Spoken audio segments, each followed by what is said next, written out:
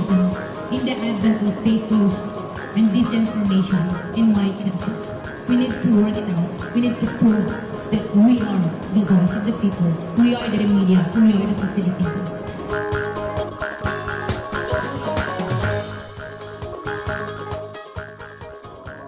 Ania na ang mga balita nga nahagpat sa Newsline Philippines Information Center.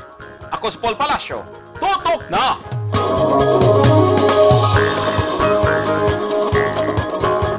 Sa mga headlines, babaeng nag-TikTok suot ang uniforme sa sundalo, viral sa social media.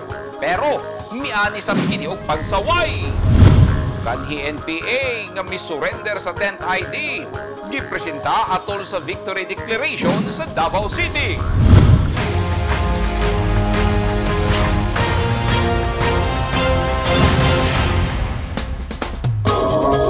Sa detalye sa atong mga balita, nag-viral karon sa social media platforms ang usa ka babae nga nakasuot og military uniform nga nag-TikTok. Gibaha kini og pagsaway sa mga sundalo o mga asawa sa mga sundalo kay iyang gipasigarbo nga walay confidence o pagsalig sa ilang kaugalingon ang mga uyab o asawa sa sundalo mao nga dili kini maka-video. Apan ang panghitabo nakaabot sa mga opisyal sa Armed Forces of the Philippines tungod kay hugot nga gidili sa usa ka sibilyan nga magsuot og uniforme sa sundalo. Unsa bagayod ang hinungdan ni ining tanan. Sayrunta sa report. Challenge. Wasted na naman ako, gang kasi yung babae ko sa iba na... May pakita na sa campus sa 10th Infantry Division kon Aguila Division sa Philippine Army ang usa ka sarhento nga nagpahulam sa iyang uniforme sa iyang uyab nga nag-TikTok sulod mismo sa campus sa 67th Infantry Battalion didto sa Davao Oriental.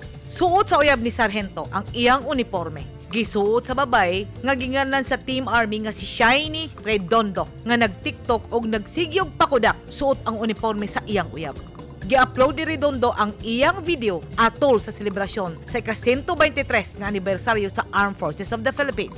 Nasakitan og daghan ang nasuko nga sundalo ug ilang mga pamilya sa diyang ilang nakita ang video ang hulagway ni Redondo nga mikatag sa social media niadtong milabay nga adlaw. Makita sa TikTok ug sa mga hulagway nga suot ni Redondo ang Philapat BOU nga uniforme ug nagbitbit pa kini og R4 carbine rifle nga murag nagtraining sulod mismo sa campus sa kasundaluhan nga murag wala nay respeto sa iyang uyab nga sarhento nga murag siya na ang tag-iya sa uniforme. Nangasuko ang sundalo kay gibaliwala sa babay ang kabililhon sa uniforme sa kasundaluhan nga usa ka propiedad nga ilang girespeto ug ilang gihaguan aron makabot ang ilang propesyon. Tungod sa panghitabo, usa ka kamanduan nga imbisigahan ug posibleng kasuhan sa 10th Infantry Division ang sarhento ug ang TikTok girl. Gisaysay ni Captain Mark Tito, ang spokesperson sa 10th Infantry Battalion sa Newsline Philippines. Actually, the 10th Infantry Aguila Division is now conducting investigation regarding that matter. And yun, may guidance na po ang ating Commander 10ID with regards to that. We will based on the result of the investigation nga mugawas. Possible nga masakaan siya og kaso, but of course, we will rely on the recommendation na magawas dito sa investigation. Ang magpakaso sa iya is kaning Republic Act number 493 and Article 179 of the Revised Penal Code, kaning illegal use of uniforms or insignias, no, kaning magsuot og mga uniforme nga sa military, so bawal gyud na siya. Actually, ang katong nga nagpahulam og uniform nga atong tropa is nag-report na, no, sa ato ang headquarters o na istorya na siya. And naana po effort ang ato ang unit, no, na maistorya ang katong babae nga nag-viral sa TikTok video. Actually, sa karon, no, karon ang unang higayon, no, nga nag-trending gud siya. Of course naaman dati pero dili gud ingon ani ka daghan og nag-ani og reactions coming from the public, no. So naanay instance before and of course naana pud tay mga nasampulan ana, no. There are already personnel na pasang nakasuhan and naagyoy order nga niga baba gikan sila. Kami no nananawagan balik sa public na to please stop wearing military uniforms, no, because that is against the law. And amo na ginang gipanawagan pud among tropa to please abide no to our policies nga especially nga gipa sa ato nga organization. Saysay sa usa ka opisyal sa Armed Forces of the Philippines, ilang pasakahan og kaso ang sarhento nga misugot nga isuot sa babay ang iyang uniforme ug pasakahan usab og kaso si Redondo sa pagsupak sa Articles 177 ug 179 sa Revised Penal Code kon illegal use of uniform and insignia. Comment mga sawaig dahil mga kasagaran siguro mga wife sa sundalo pero wala sila kasuot. Nagpicture sila, nagsuot sila pero wala nila gi-post kay mga bate sa lagdaw. Apan, sa usa ka Facebook post, miingon lang si Redondo nga naibog lang kuno ang ubang uyab ug pamilya sa sundalo ug mga asawa sa iyang gihimo kay matud niya usa siya ka personalidad ug daghan siyang followers ug na siya'y self-confidence. Tulo ka oras ang milabay, usa ka Facebook post ang gipagawa si TikTok girl ug nangayo kini og pasaylo. Sa utong sa kasundaluhan kay matud niini nasayop kuno siya sa iyang gihimo. Ana-ana sa headquarters sa Aguila Division ang sarhento nga nagpahulam sa iyang uniforme. Samtang ipatawag na usab si TikTok girl nga misuot sa uniforme sa iyang uyab nga sarhento. Gisaysay ni Colonel Harold Cabunok, ang Army Operations Research Chief. Very basic yan, tinuturo sa lahat ng mga sundalo pag isinusuot ang uniforme, dapat wear it with pride and dignity. At ang ibig sabihin nun ay sa lahat ng panahon, tandaan namin na ito ay nag-symbolize ng katapangan, kabayanihan, sakripisyo ng mga sundalo simula pa noong unang panahon ng maitatag ang Philippine Army sa taong 1897. I was trying to understand and to really offer advices, no? Kasi hindi lang naman siya, pati sa sundalo may gumagawa niyan eh. And nagkaroon na ng mga reminders, no? Kasi may naparusahan na diyan, mayroong na demote diyan. And for sure, mayroong concrete actions na may ongoing investigation ang 10ID tungkol dun sa insidente. Nakita ko, lumabas din sa social media yung message about the investigation. So, ang kawawa dyan yung sundalo, yung gumawa. And it's hindi lang siya, mayroong mga bago ngayon na nagsipaglabasan na mga nagtitiktok, nakatsinelas pa sa loob ng kampo. And medyo alarming dahil akala nila okay lang yun. Marami ng lessons about yung pag-entertain ng civilian visitors inside the camp, lalo na yung mga maliliit na kampo na sa mga liblib na sityo ay prone sila sa attack. So vulnerable sila sa attack ng mga terorista at kung libre pasok ang mga civilian dyan, dinadala nila, pinapatulog nila dyan, mga girlfriend ba yan o mga whether kapamilya nila, nilalagay nila ang sarili nila sa alanganin. So that is complacency and it is a serious violation to our security protocols. Akong gikahinabi ang usa ka taas nga opisyal sa AFP ug mao kini ang iyang tubag sa akong pangutana. Kasuhan ba sa AFP si TikTok girl ug si sarhento? Kung atong tanawon ang balaod, ang makalapas sa Article 177 ug Article 179 sa Revised Penal Code, pabayron og mapriso sulod sa 6 ka bulan ug 1 ka adlaw o dili ba kaha 2 ka tuig o 4 ka adlaw depende sa desisyon sa korte. Ang ngayon natong mahinumduman nga ang social media usa ka platform nga daling mopakatag og mga impormasyon ug sa imong usa ka sayop posibleng silipon ka og awayon sa tanan. Kung gusto ka og engagement sa social media, hinumdumi nga luyo sa imong popularidad, aduna kay responsibilidad sa imong content ug labaw sa tanan, siguraduha nga wala kay matamakan aron dili mo banda kanimo ang imong hinumuan. Ang ngayon usab hinumduman sa kasundaluhan nga ang ilang gipanumpaan nagkanayon, protecting the people, securing the land ug dili ang pagpakaulaw sa organisasyon. Edith Kaduayan, News 10 Philippines. Stay safe. Gipresenta sa mga sundalo sa 10th Infantry Division sa Philippine Army ang 78 ka mga nag-surrender kaniadto nga NPA atol sa Victory Declaration dinhi sa syudad sa Davao. Gidunulan sab sila og cash gift sa LGU sa Davao. Ani ang report ni Norin Michelle Igonia.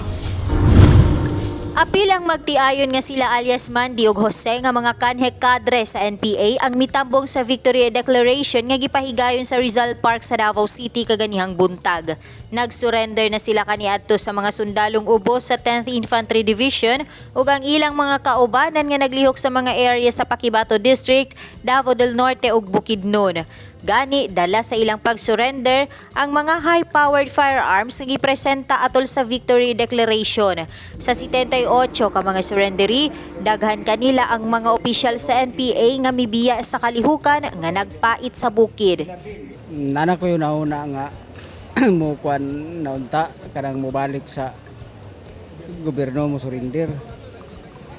Pero kini nga ako amang ka balakan kay di man siya nako madala kay ligon pa man siya itong panahon na kay kuan man kaning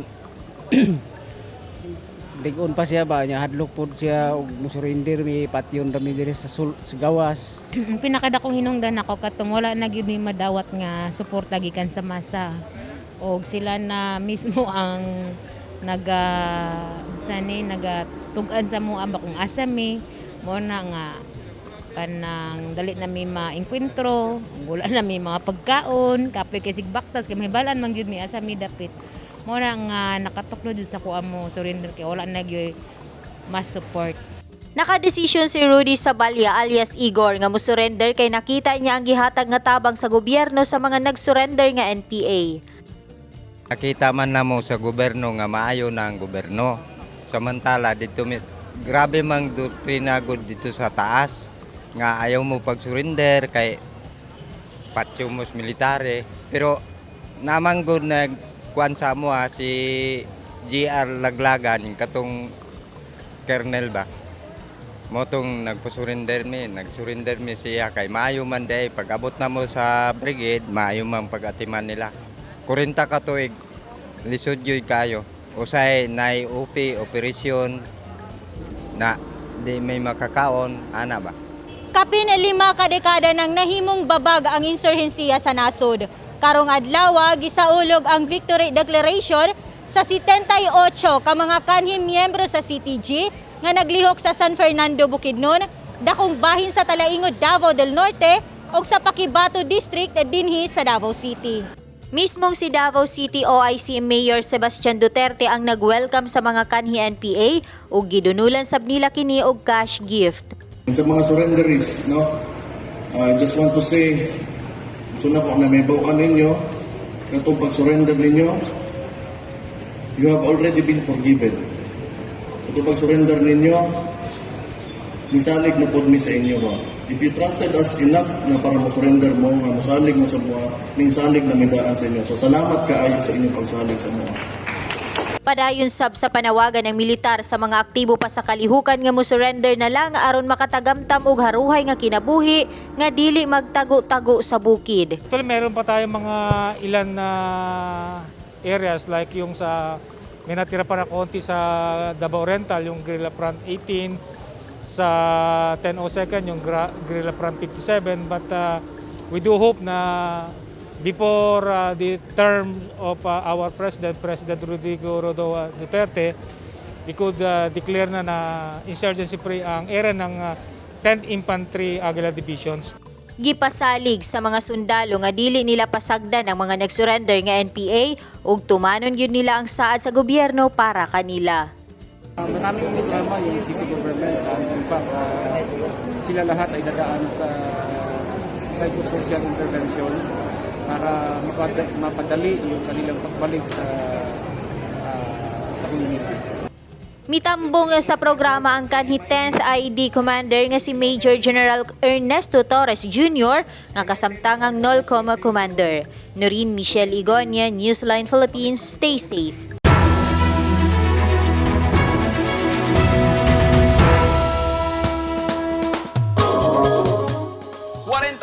Dias na lang, eleksyon na. Imbis nga mapakusgan ang ilang partido, usa ka dakong kabaguhan ang nahitabo. Nasiak ang Partido Reforma.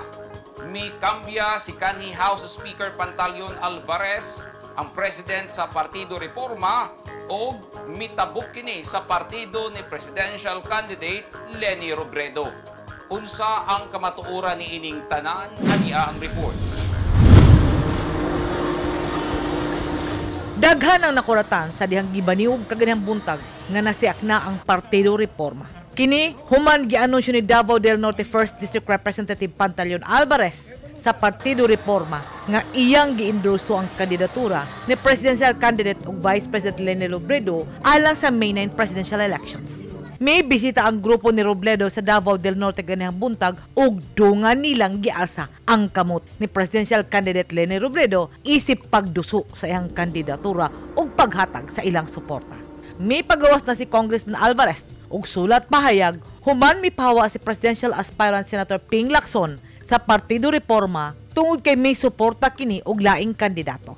Sa iyang sulat pahayag gisaysay ni Alvarez nga ang ilang mga lideres nang hinaot nga musalmot sa usa ka lig-on nga panawagan ug usa ka bug-at nga desisyon ang ilang gikinahanglan. Sakit kuno sa ilang dughan, apan nangusog kuno ang membro sa Partido Reforma nga suportahan ang laing kandidato gawas sa una nilang gipili. Our ground leaders have expressed their wish to participate in that brave calling. That is why a hard choice must be made. With a heavy heart, many members of Partido Reforma are constrained to consider a candidate other than their first choice. Matod sa pahayag ni Congressman Alvarez, usa ka matinud-anon nga paagi ang ilang gituhuan nga makig-alayon sa kampo ni presidential candidate Leni Robredo sa nahibiling 45 dias una pa man moabot ang piniliay. We reasonably believe that only realistic option at this point, with roughly a month and a half left, is to converge with Leni Robredo's campaign.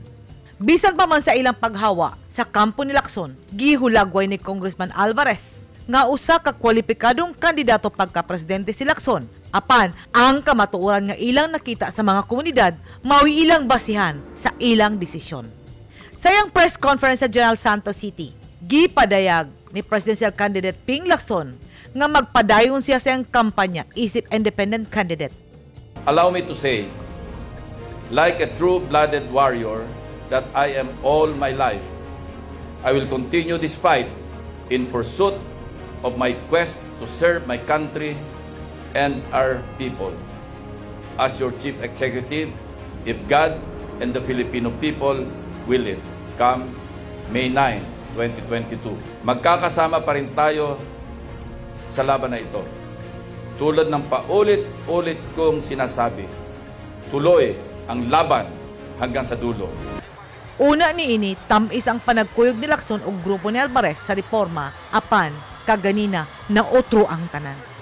Sa laing bahin, giendorso na sa grupo ni Energy Secretary Alfonso Cusi sa PDP laban ang kandidatura ni kanhi Senador Bongbong Marcos nga midagan karon pagka-presidente. Apan sa iyang media briefing, gisaysay ni acting presidential spokesperson Martin Andanar nga ang pag-endorso ni Cusi kang Marcos walay labot sa personal nga desisyon ni Pangulong Rodrigo Duterte. Nga hangtod karon, wala pa'y giendorso kung 15 ang manok pagka-presidente.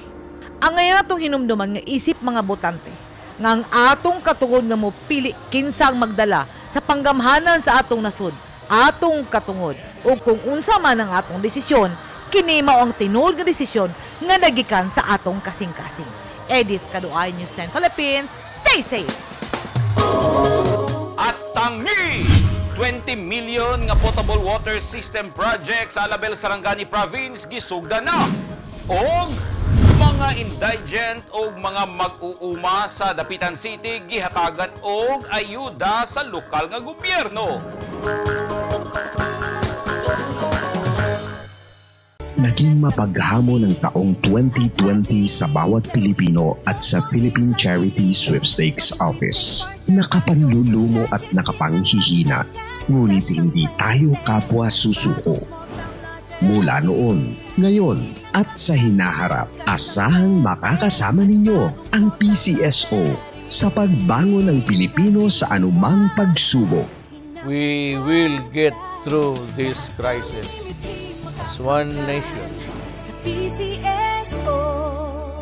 Ang mga taong dunay mga ginahambin nga mga grabing mga balatian o comorbidity, hilabi na ang mga senior citizen, sila ang mas delikado nga maigo sa coronavirus disease COVID-19. Busa dubling pag-amping ang himuon og tambali ang mga ginahambin nga mga sakit. Ang pagtumar sa Bilonga Gold Herbal Capsule is a food supplement makatabang aron mapunggan nga musamot ang mga balatian. Turmeric o luyang dilaw ang nagunang sagol sa Bilonga Gold. Gisagulan og sodium ascorbate o vitamin C aron mas mulig-on ang immune system. Ang Bilonga Gold Herbal Capsule mapalit sa mga butika.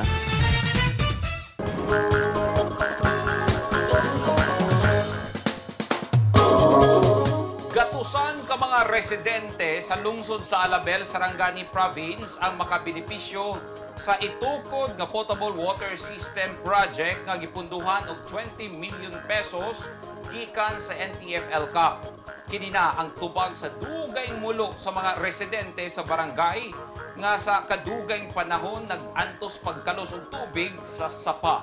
Anyang report ni Eugene Hinutan.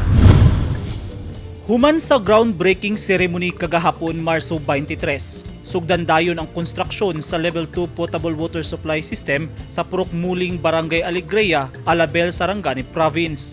Base sa project profile, 20 million pesos ang gigahing pondo sa proyekto. Lakip dinhi ang konstruksyon sa 1 unit intake box, 3 ka unit sa reservoir nga ibutang sa Kapiawe, Muling ug Plengang, Alegria, 7 ka unit sa valve box ug 5 ka unit sa gripo ug installation sa 12,702 meters nga tubo.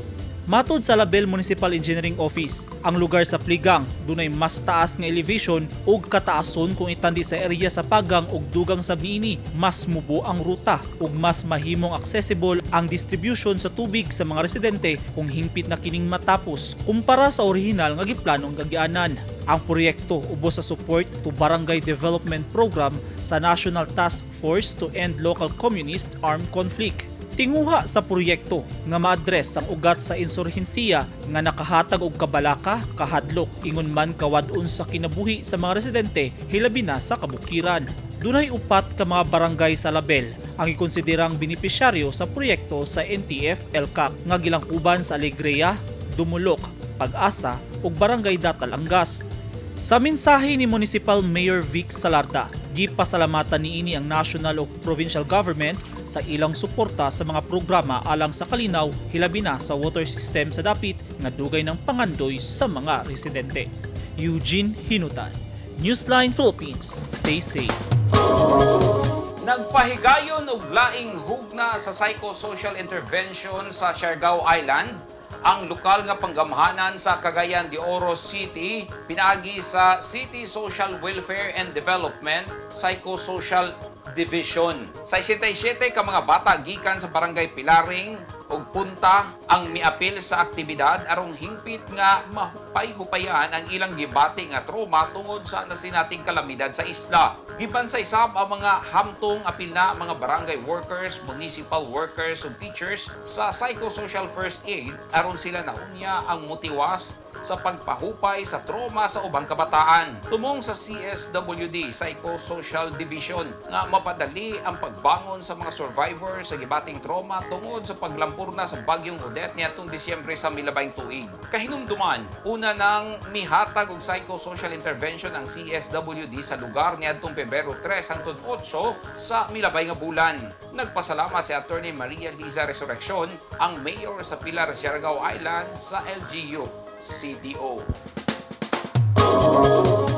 Nanghatag na sab og hinabang ang lokal nga gobyerno sa Dapitan City sa mga miyembro sa pamilyang indigent sama sa mga mag-uuma. Gidawat sa 400 ka mga benepisyaryong mag-uuma ubang tabangunon nga pamilya sa Dapitan City ang food assistance nga giapod-apod sa City Social Welfare and Development Office ubos sa assistance to individuals in crisis kagahapon sa buntag Marso 23. Kada benepisyaryo nakadawat og 3,000 pesos nga kwarta, bugas ug noodles. Nagpasalamat ang mga benepisyaryo sa ilang nadawat nga hinabang sanglit, dako kining tabang kanila hilabi na karon nga misaka na sab ang presyo sa mga palaliton. Tambag ni Mayor Rosalina halos-hos sa mga benepisyaryo, ipalit og pagkaon ang nadawat nga kwarta ug dili gamiton para sa bisyo sama sa sugal, sigarilyo ug pagpalit og ilimnong makahubog.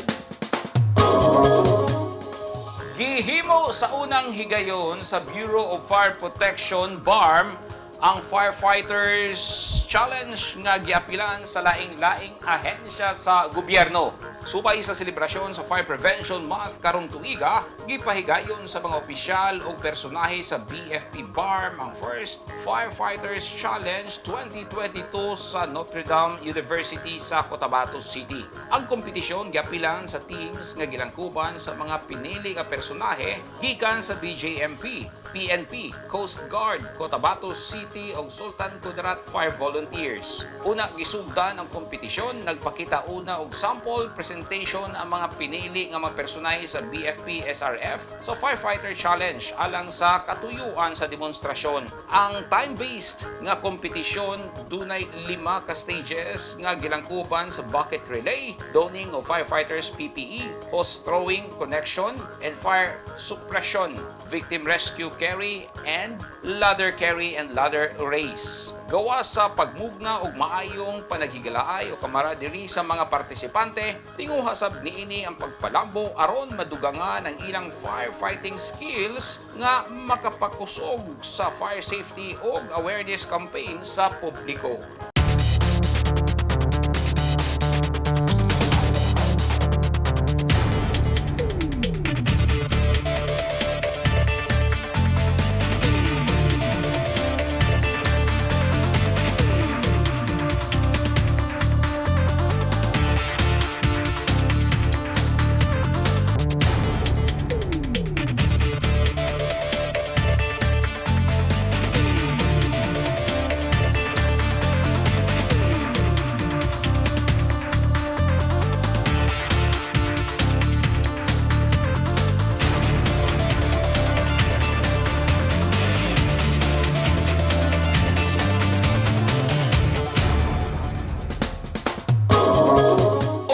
Naghingpit sa mga balita nga nahagpat sa Newsline Philippines Information Center.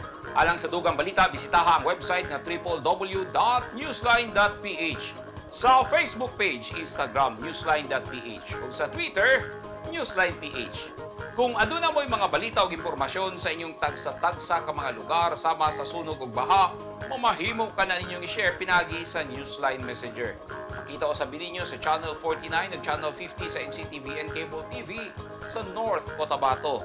O mo-subscribe kita sa YouTube channel sa Newsline Philippines. O syempre sa app nga TikTok. Ako si Paul Palacio. Daghang salamat and stay safe!